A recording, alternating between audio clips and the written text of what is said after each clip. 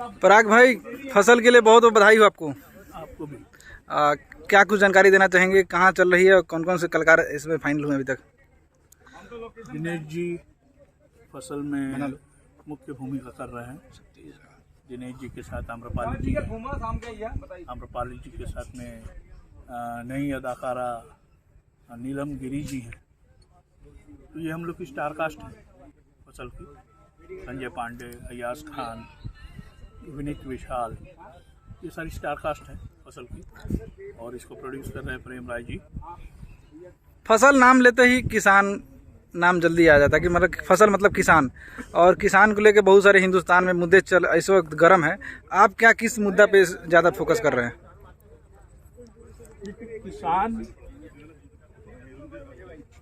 फसलों से जुड़ा है, फसल से जुड़ा है, और किसानों को फसलों में ही देखा जाए तो ज़्यादा अच्छा लगता है।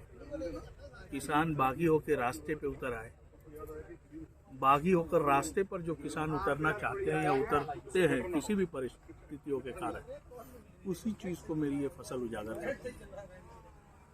मेरे फसल का किसान खेतों से जुड़ा है और वो खेतों में ही रहेगा, वो बागी होके रास्तों पे नहीं।